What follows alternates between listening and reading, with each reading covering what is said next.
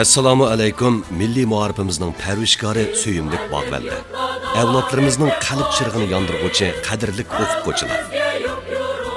Navbatda milliy muarifimizdagi o'qituvchilar qo'shinining ideya va qimmat qarashida sal qarashga hargiz bo'lmaydigan jiddiy masalalar ko'rilyapti. Kishilar burungi o'qituvchilar qaraganda hozirgi o'qituvchilarning kasbiy ingi va mas'uliyat tuyg'usi yildan-yilga tövallab ketyapti deb andish qilyapti. O'qituvchilardagi ma'rif aqidasi so'slash, o'z kasbiga beparvo pozitsiya tutish, avlodlarga mas'uliyatsizlik bilan muomala qilish hodisasi jiddiy qarashga tegishli xavfli masala. Millatning kelajagiga bo'lgan avlodlarni tarbiyalaydigan söyümlik o'qituvchilarda ko'rilayotgan bunday ideyaviy krizislarga to'g'ri diagnoz qo'ymaslik, uning xilma-xil passiv ifodalariga tanqidiy qaramaslik, tuzitish va takomillashish to'g'riliq taklif muloyizalarni o'ttirib qo'ymaslik bo'shanlik hisoblanadi. Masalani bayqash va uni hal qilishga kirishish birdan-bir to'g'ri usul. Adabiy obzorchi, ma'arif tadqiqotchisi Yalqin Ro'zi 2013-yili 1-oyning 21-kuni Urumchi shahri Sayvoq rayonidagi o'qituvchilarga o'qituvchilarda ko'rilayotgan ideyaviy krizislar to'g'riliq bir maydon nutq so'zlagan. Bu nutqda o'tirib qo'yilgan qarashlar keng milliy ma'rifimizdagi o'qituvchilarning ideyaviy amaliyatiga nihoyatda uyg'un bo'lg'achqa bu qitimqi nutqni nashr qildi. Astoydil ko'rib va diqqat bilan anglab, foydalanishga bo'ladigan taraflarni qabul qilib, milliy ma'rifimizning subtini yuksaltirish uchun tegishli tirishchanlik ko'rsatganligingizga ishonamiz. Assalomu alaykum, o'qituvchi ustozlar. Bugun biz Sayvoq rayonlik ma'rif idorasining taklifiga binoan maxsus shu o'qituvchilarningki ma'rif aqidasini kuchaytirish to'g'risida bir maydon leksiya so'zlamoqchi. Psixologiya nuqtai nazari bo'yicha aytganda muddao odamning barliq harakatininki qo'zg'atqich omili hisoblanadi. Bir odamda muayyan ma'rif aqidasining bo'lishi uning ko'nglida muayyan ma'rif g'oyasining borligidan darak beradi. Demak, g'oya bilan aqida birlashsa, nayt ro'shan bir muddao shakllanadi. Bu muddao sizning so'zingiz, harakatingiz va boshqa barliq faoliyatingizni qo'zg'atadigan birdan-bir harakatlantirgich kuch ham energiya. Demek, hozirgi kunda bizningki maktablarimizningki qattiq detal qurilishi ilgirki zamonlarga boqqanda bir-birida yaxshi bo'layotgan bilan o'qituvchilarning ma'rif uchun o'zini bag'ishlash ro'yi ilgirki ustozlarnikiga yetmaydi. 50-60-yillardagi o'qituvchilarningki o'zini ma'rifga bag'ishlashdak shunday oliyjanob ro'yiga bugungi maktablarning shart-sharoiti yaxshi bo'lgan o'qitish faoliyatlarni o'rinlashga turli aslahalar yetarli bo'lgan sharoitga ro'yi holatini solishtirsak, biz ajdodlarimizning oldida sal xijil bo'lib qolgan holatga tushib qoldik. Buningda albatta ichki tashqi omillar oldi. Ma'lum bir o'zgarish yoki u aktiv o'zgarish bo'lsin yoki passiv o'zgarish bo'lsin bekodili bo'lmaydi. Uningda bir necha omilninki yig'indisi bo'lib shakllangan bir holat bo'ldi. Her qanday bir paketni, her qanday bir amaliyotni yoki oqibatni cho'qim bir top omillarningki birikishi va o'zaro kesishidan shakllangan deb aytish bo'ladi. Har qanday narsani bir omil belgilab o'tolmaydi, ham mutlaqlashtirib o'tolmaydi. Unda bo'lganda bizningki bugungi maktablarimizning shart-sharoiti ilgirki vaqtlarga solishtirganda yaxshi. Buningdan 10-20 yillar ilgari mashinasi bor muallimni tasavvur qilish mumkin emas edi. Hozir muallimlarning ichida mashinasi bor muallimlar avdi. Shaxsiy turmush jihatdan aytganda maktablarningki o'qitish ahvoli qattiq detal qurilishimi alohida yaxshilandi. Mushundaq bir sharoitda biz nima uchun ma'rifning subtini, ma'rifda qo'lga keltiriladigan ko'ngilni ko'taradigan natijalarni ko'z-ko'z qilolmaymiz yoki namoyon qilolmaymiz deganda biz o'ylamagan bir krizisga duch keldik. Bu nima krizis deganda dal ma'rif bo'lgan aqidamizning to'g'rilab ketish krizisi. Maktab odatda 3 xil tipga bo'lindi. Maktab rahbarlarining boshqarishidagi maktab. Qoida tuzumning boshqarishidagi maktab. Maktab madaniyatining boshqarishidagi maktab deb. Demak, maktabda mushundaq 3 turkumga bo'lingan vaqtda bu 3 turkumdagi yoki 3 xil tipdagi maktabningki eng ilg'or, eng kishini umidlantiradigan yoki odam tarbiyalashga muhit mos keladigan qaysi desa, madaniyat tarafidan boshqariladigan maktab. Maktabdagi boshqaruvchilar bo'lsin, boshqariluvchilar bo'lsin, o'quvchilar bo'lsin, o'qituvchilar bo'lsin, hammasini muayyan bir madaniyat boshqarib. O madaniyatni siz ko'z bilan ro'shan ko'rolmaysiz. Qo'lingiz bilan tutolmaysiz. Ammo shu maktabda shunday bir madaniyat ko'rinmas bir iqimdek u yoqdan bu yoqqa eqib yurgan bo'ldi. U hammamizning so'zi va harakatini, muddasini belgilaydigan bir ta'sir kuchga ega bir iddiya iqim.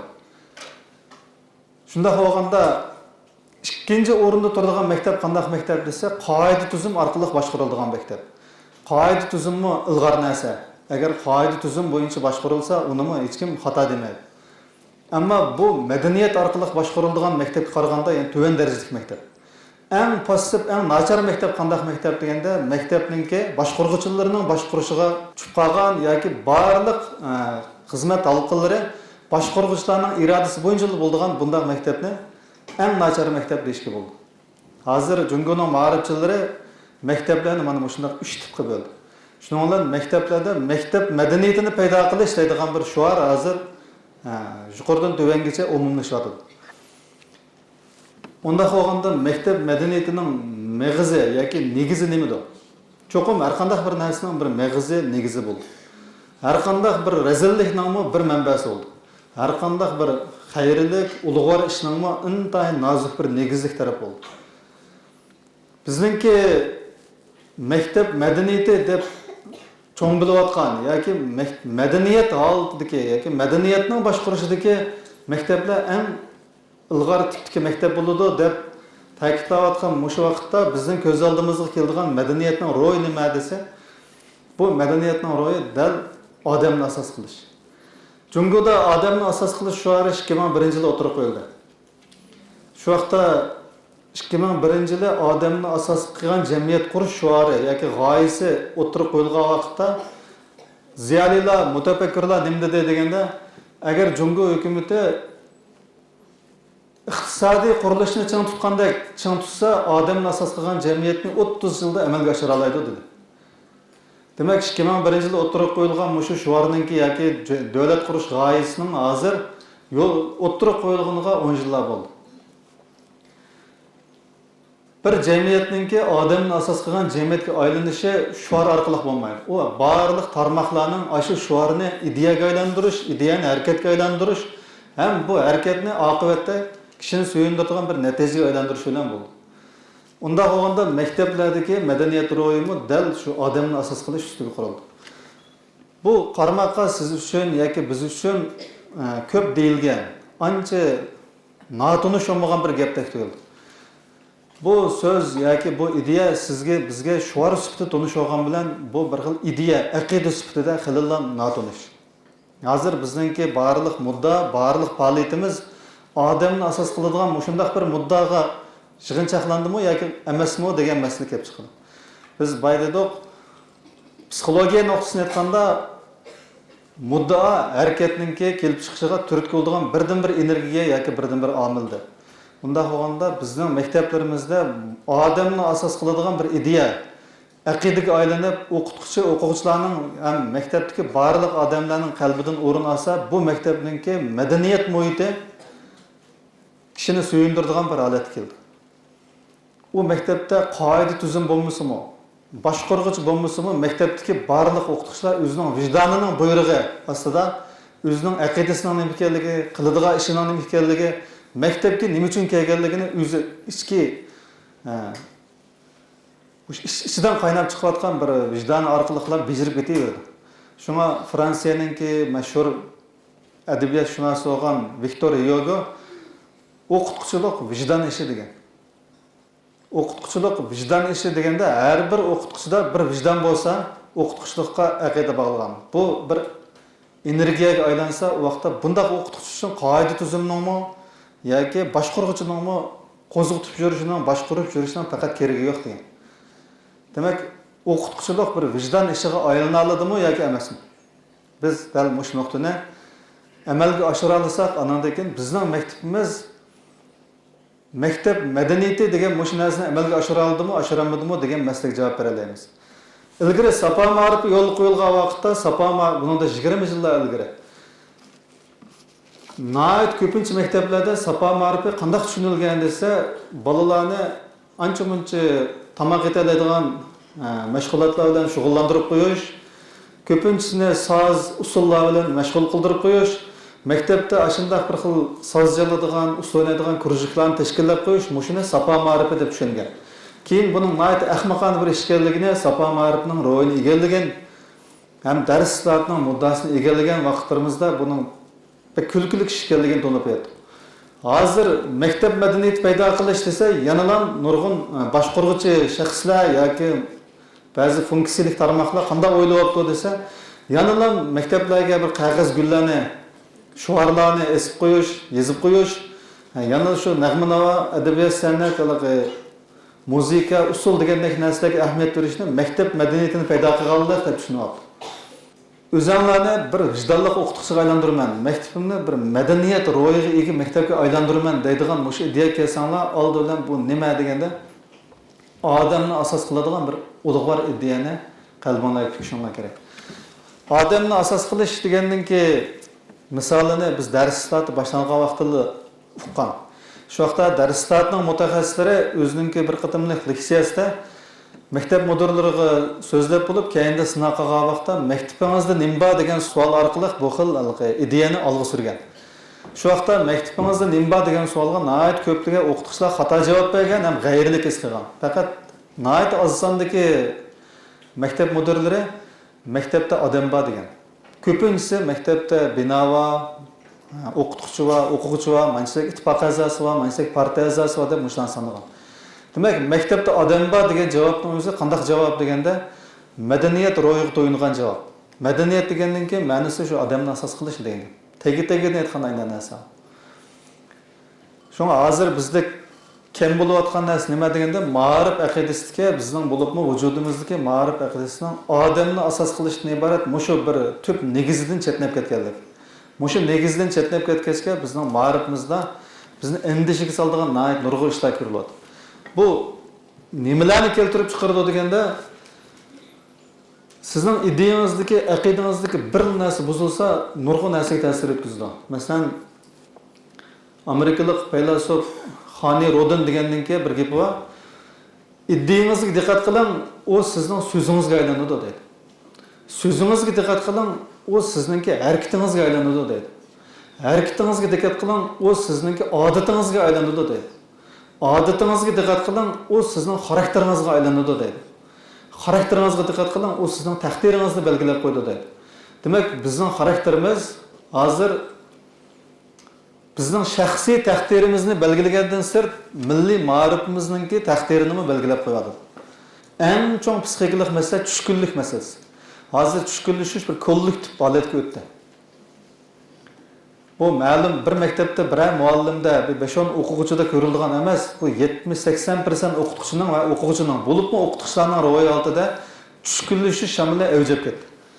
Tushkunlashish shamilninki avjab ketganligining ifodasi nimalarda ko'rildi deganda, ma'rif qilgan aqidasining bulg'alganligi, uningki iddiasida odam asos bo'lmasdan boshqa narsalar, quruq shansharaflar, quruq kiyim-kechaklar, quruq obro'parastlikka yotadigan narsalar birinchi o'rinda egallab ketganda bu odam tushkunlashgan odamga aylandi. Undaq odam turmush qanday qaraydi deganda shu udul baxt izligicha bo'ldi. Udul baxt izlash baxtning kelajagiga ulsalish xarakterda bo'lmasdan udul kelgan narsadan bahramlanishni birinchi o'ringa qo'ydigan. Bu texnik konkretlashtirganda turmushdan, hayotdan bahramand bo'lishni birinchi o'ringa qo'ydigan, beg'ishlab yashashni unutib qoldigan bir ro'yali. Tushkunlashgan odamlar shunday bo'ldi. Davomli mush hayotdan bahra olsamda, bahramand bo'lib yashasamda deb o'ylaydi. Men bu hayotga nimani taqdim qilaman? Men bir ma'rifchi, bir o'qituvchi bo'lib suhbatimda o'zimda qanchalik beg'ishlash ro'yini ifodalayman deydigan mandaq savolni unutib qolgan bo'ldi. Maktab nima qilib beribdi ekan menga? Bu maktab mudiri nima qilib beribdi ekan? Ma'rifni boshqaruvchilar nima qilib beribdi ekan? Bu shumtaklar nima qilib beribdi ekan deb oxirida o'zining sinfidagi o'quvchilarga qadar qaydadi. Onun uchun butun dunyo ish qilib berish kerak. O'zi hamma ish qilmaslik kerak. Uning ash darsxonaga lag'aylab kirib chiqib kelganligining o'zida ajoyib cho'ng to'kpa nazarda. Demak, mush darajada tushkunlashib o'zininki ro'yi holatini bir xil mutahamlarninki yo'l to'sadigan qo'riqchilarning holatida keltirib qo'ygan nurg'un ma'lumotlar. Hamma yerda talabli qilgan hech kimdan rozi bo'lmagan, hech qanday organdan rozi bo'lmagan, faqat bahramand bo'lib yashashdan iborat birlig'ina iste'mol saranligiga giribdor bo'lgan. Hozirgi jamiyatda bozor egiligining bizning vujudimizda paydo qilgan eng chong illatlarining birisi iste'mol saranligida ko'rildi yoki iste'mol talviligida ko'rildi. Bu iste'mol talviligi degan bu ixtisoslashmaslikka nihoyat muhim bir atalg'i bu. Shunday muhim kasbiy tarmoqlarning odamlari o'zaro nimada solishtirildi desa, masalan, biz oldindan ma'riflarni nazarga olaylik. Uyg'urlarningki Şinjan'da Uyg'urlar hamda avtonomiya huquqini yurgizayotgan millat. Uning ustiga nupusi 10 milliondan oshirgan millat. Nihoyat cho'ng millat qatoriga kirdi. Şinjan'dagi umum nupusining 40% egallaydi.